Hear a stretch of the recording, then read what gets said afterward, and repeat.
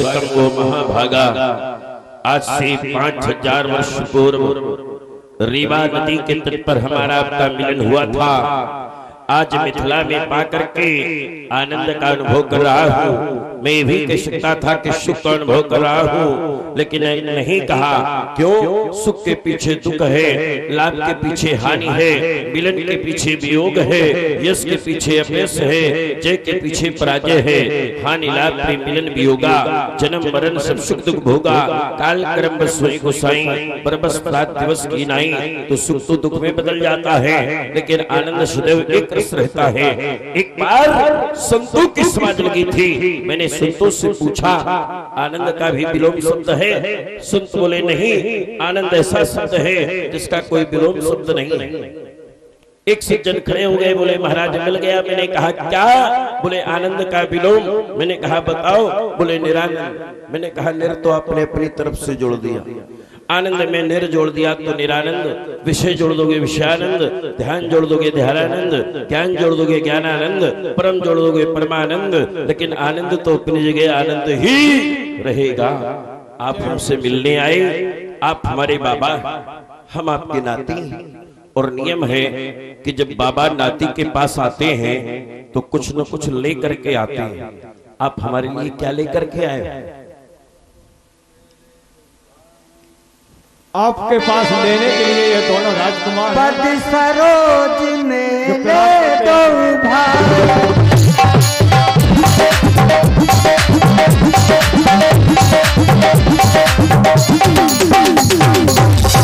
ये आजान भुजन ललाट ब्रह्महस्त महेश्वास, जिनकी ब्रह्मणियों में लीन हो रहा है त्रिभुवन का विकास। ये किंचित कुंचित के श्रास पर धुन बरावली मंद मंद गुंजन कर रही है। ये कलित निंदनी कालिंदी भानुजा सूरत ने आय मानुजा यमुना सा मुरारी काय श्याम श्री विग्रह। ये लखनंदा मंदाकिनी भगवतपति बुधा भगाशा गौरांग संगम अवश्य में हो। इनकी भुजाओं में छात पर दर्प है, ललाट पर ब्रह्म तेज है। क्षत्रिय वंशोद्भव होने पर भी ब्राह्मणों के कृपा पात्र लग रहे हैं। जानना चाहता हूँ कौशिक कुंवर रावरे कौन? अवश्य अवश्य भृगुनंदन जी, इनका परिचय अवश्य दूंगा। यह अयोध्या नरेश महाराज दशरथ के पुत्र हैं। ये जो श्याम वर्ण है इनका नाम राम है, और ये जो छोटे गौर वर्ण है इनका नाम लक्ष्मण है।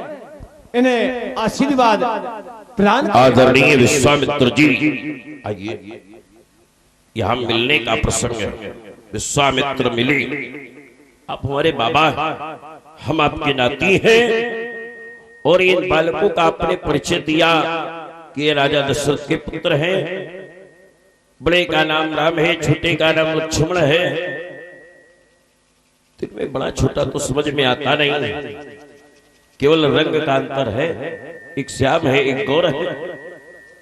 लेकिन आपने ये नहीं बताया, हमारा जो मूल प्रश्न था, कौशिक कुंवर रावरे कौन? आपने ये तो बताया कि दशरथ के पुत्र हैं, लेकिन हमारा जो प्रश्न है रावरे कौन? रावरे माने राम लखन दशरथ के ढोटा। वो तो हो गया। रावरे माने तुम्हारे कौन हो? रावरे माने तुम्हारे कौन है? ये आपके कौन है? मैं ये जानना चाहता हूँ। ये हमारे शिष्य हैं। आपके शिष्य हैं और आप इनके गुरुदेव, तो आपने इनको विद्या भी प्रदान की होगी, क्योंकि गुरु का काम होता है विद्या प्रदान करना। तो आपने कौन सी विद्या इनको प्रदान की? जाते लागना छुदा पिपासा। बहुत सुंदर। जाते लागना छुदा पिपासा, अतुलित बल तन तेज प्रकाशा। बला चाति बला नाम दो विद्या, बला और बला नाम की दो विद्या प्रदान की। आप ज्ञानी भी हैं, विज्ञानी भी हैं। विश्वामित्र महामुनि ज्ञानी, बसई विपिन शुभाश्रम जानी। उक्करी भोजन मनिमर विज्ञानी, कहन लगे कुछ कथा पुरानी।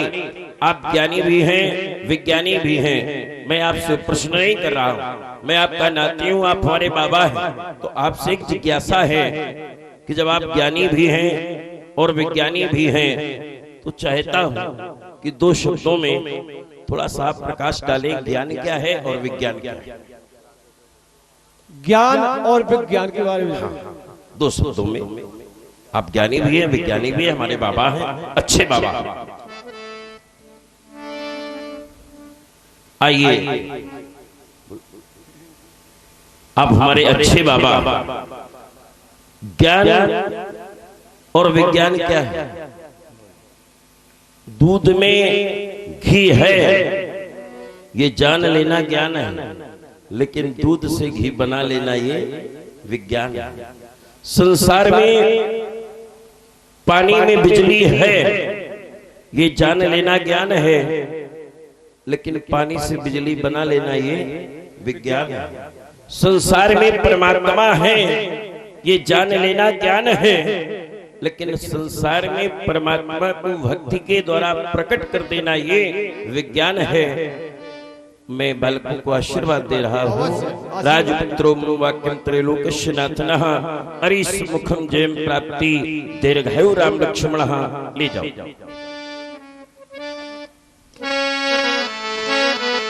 बहुर लोक विदेह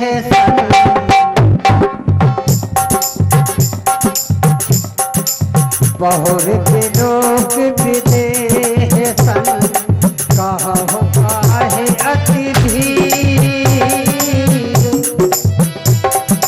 पूछत जान अजान व्यापो कोट शरीर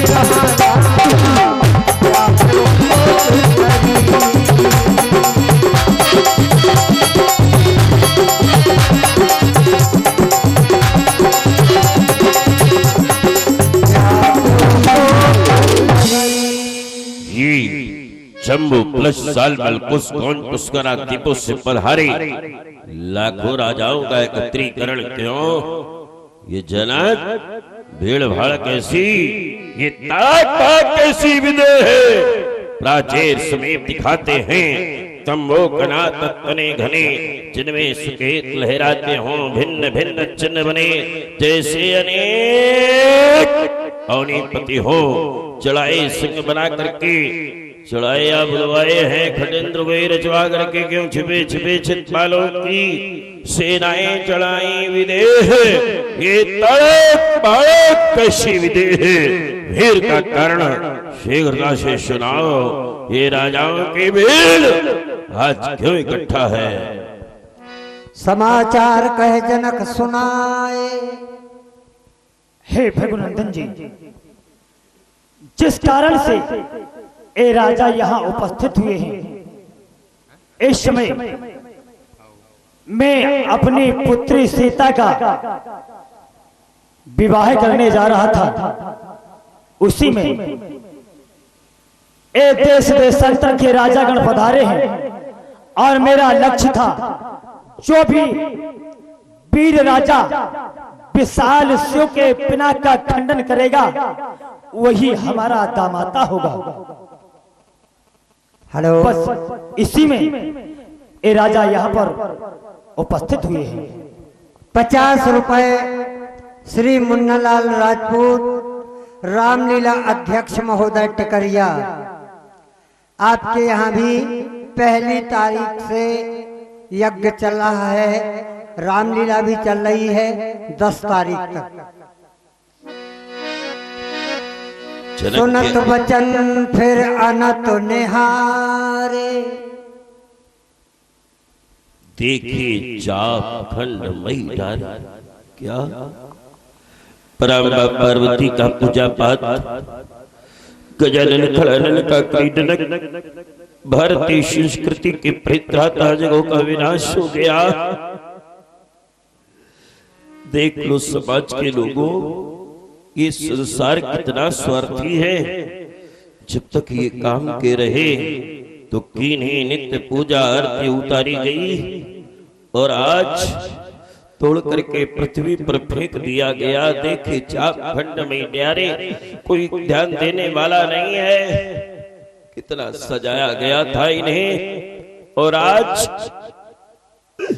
तोड़ करके पृथ्वी पर फेंक दिया गया। रे स्वार्थी देवताओं, तुम्हारे ही कारण इनका निर्माण हुआ था। एक महात्मा ने अपनी अस्थियों का दान किया था, तब इनका निर्माण हुआ, तुम्हारी रक्षा हुई। आज कोई भी देवता इनके लिए एक शोक संवेदना ज्ञापित नहीं कर रहा। ऊपर से पुष्पों की वर्षा हो रही है। अरे समाज के लोगों, इस अजगह के माध्यम से अपने जीवन के बारे में भी सोच लो। जब तक काम के हो तो बड़ी पूजा है, बड़ा सम्मान है, बड़ा ध्यान है, और जहां बिना काम के हुए तो कोई ध्यान देने वाला नहीं है। यही संसार है, ये स्वार्थी संसार है। प्यारे अजगो, अरे समाज का कितना भी गरीब से गरीब व्यक्ति हो, उसका भी जब देहावसान हो जाता है तो उसके घर के लोग, कदाचित घर में कोई नहीं होता तो परिवार के लोग, परिवार में कोई नहीं होता तो गांव के लोग उसके लिए एक वस्त्र का टुकड़ा देते हैं और अंतिम संस्कार करते हैं। पर अरे स्वार्थी नृपाल शिरध्वज, नहीं तुमने आदरणीय अजगो के लिए एक वस्त्र का टुकड़ा दिया और न ही इनका अंतिम संस्कार किया। प्यारे अजगो, आज मैया पूछेगी धनुष